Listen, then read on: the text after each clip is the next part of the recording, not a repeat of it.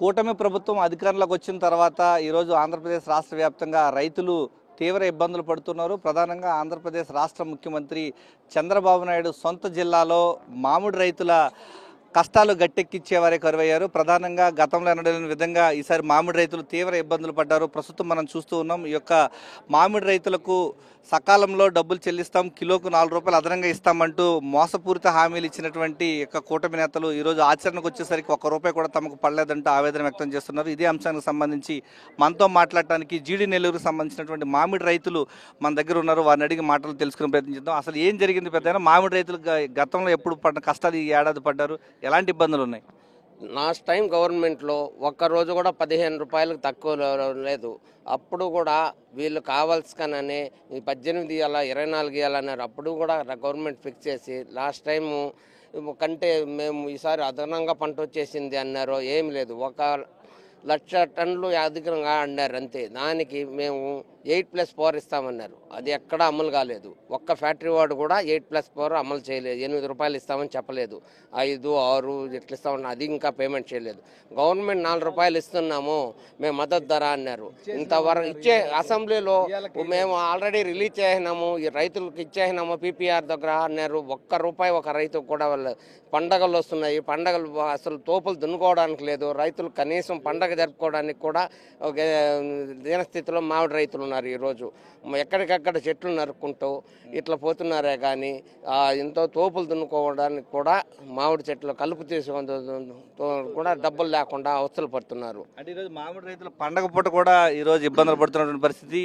మామిడి ఫ్యాక్టరీలు తోలినప్పటికీ ఇంతవరకు డబ్బులు 1 రూపాయి కూడా మీరు జమ చేయలేదు. ఎవరికి లేదు. అచ్చెన్నాయుడు అసెంబ్లీలో అయితే మొత్తం 260 కోట్లు 190 కోట్లు డీబీటీ ద్వారా కలెక్టర్ల ద్వారా ఆయా రైతులకు ఇచ్చేసినామని చెప్పాడు. అదంతా పూర్తిగా తప్పు. ఎవరికి 1 రూపాయి కూడా, నేను 10 లోట్లు తోలినా 10 రూపాయలు కూడా మా అకౌంట్లో పడిందిలే.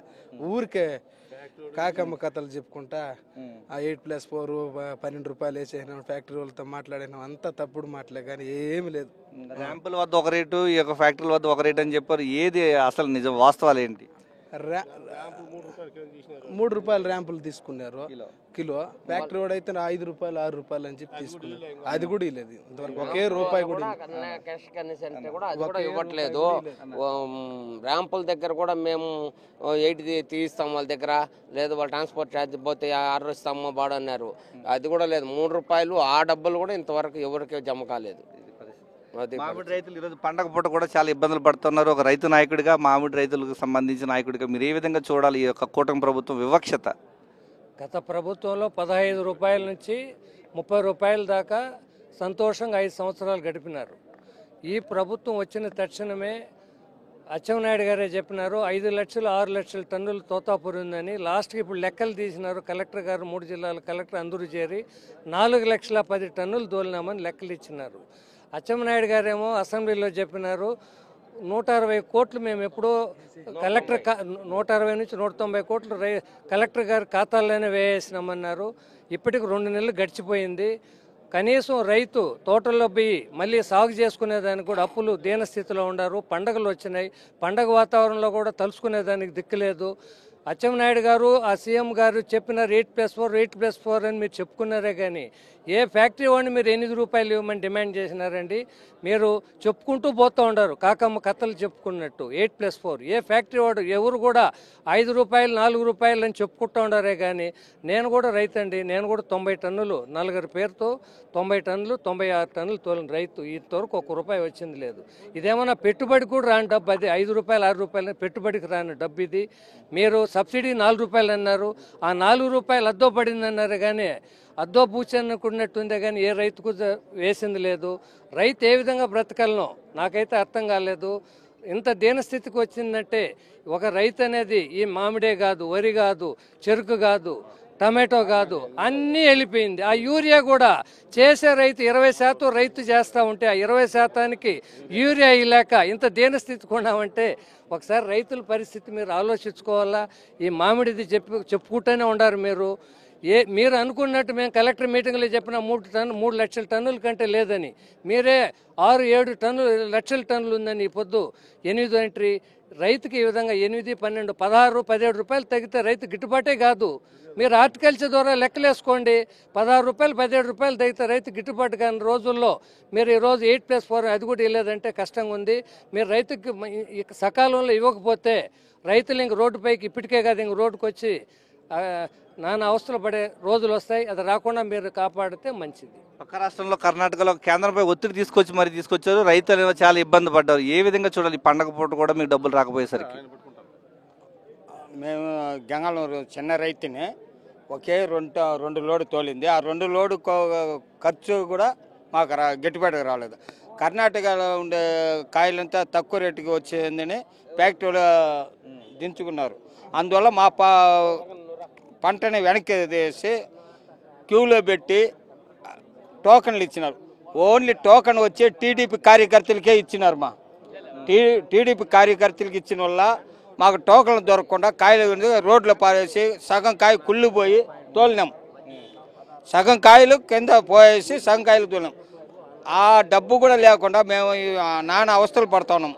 ఇప్పుడైనా తరలించి దయచేసి తొందరగా ఇస్తే దీపావళి అనేది జరుపుకుంటామని కోరుకుంటున్నాం. ఈరోజు మామిడి రైతులు తీవ్ర ఇబ్బందులు పడుతూ ఉన్నారు. కర్ణాటక రైతులకు యొక్క కేంద్ర ప్రభుత్వం ఒత్తిడి తీసుకొచ్చారు. మన ప్రభుత్వం కనీసం ఆ చర్యలు కూడా చేపట్టలేదు. ఏ విధంగా చూడాలి? కర్ణాటక ప్రభుత్వం 2,50,000 టన్నులకి కర్ణాటక ప్రభుత్వం 16 రూపాయల లెక్కన ఇచ్చిందని కర్ణాటక గవర్నమెంట్ వాళ్ళు పేపర్కి ఇస్తూ గాక మన స్టేట్ గవర్నమెంట్ వాళ్ళు కూడా వాళ్ళు ఇచ్చిన తర్వాత మేల్కొన్నారు. ముందు కూటమి ప్రభుత్వంలో వీళ్ళు కూడా ఒక భాగమే. అప్పుడు సెంట్రల్ని అడిగేదానికి ఆలోచన రాకుండా కర్ణాటకకు వచ్చినా కలవరం వచ్చి పంపించినామన్నారు. మళ్ళీ సెంట్రల్ గవర్నమెంట్ కూడా ఇచ్చినామని కూడా అన్నారు. సెంట్రల్ గవర్నమెంట్ ఇచ్చినా కూడా ఇంతవరకు రైతుకు 4 రూపాయల సబ్సిడీ కాదు, 8+4 కాదు, తలుచుకుని దాఖలాలా. ఇప్పటికైనా గుర్తు కనుక్కోండి. ఇంకొక గవర్నమెంట్ ఇచ్చిన కర్ణాటకలో ఇచ్చినప్పుడు ఈసారైనా రైతులు దృష్టి పెట్టుకొని ఆ 16 అనేది 20 రూపాయలు చేసి రైతుకు మంచి దశలో పోతే మార్గాలు ఉంటాయి. రైతులకు న్యాయం చేయండి. కూటమి ప్రభుత్వం వచ్చిన తర్వాత రైతులు పడరాని పాటలు పడుతున్నారు. యూరియా కూడా అందని పరిస్థితి ఏ విధంగా చూడాలంటారు? ఈ కష్టం యూరియా ఏంటంటే ఈరోజు ఇదివరకే సుమారు కొద్దిగా వరి నాటడం జరిగింది. వరి రైతులందరూ ఇప్పుడు ఏమైపోయిందంటే మన భూమి ఏ విధంగా ఉందంటే పంట చేసినాక ఆ కలుపు టైంలో యూరియా లేకుండా పంట కాదు. అంటే మన సీఎం గారు చెప్పినారు క్యాన్సర్ వస్తుందని. ఆయన ముందు చూపు ఉంది. క్యాన్సర్ వస్తుందని ఈరోజు నిలపడం కాదండి. దీనికి ఒక లాంగ్ టైం ప్రాసెస్ తీసుకొని స్లోగా దాన్ని తగ్గించుకుంటూ రావాలా.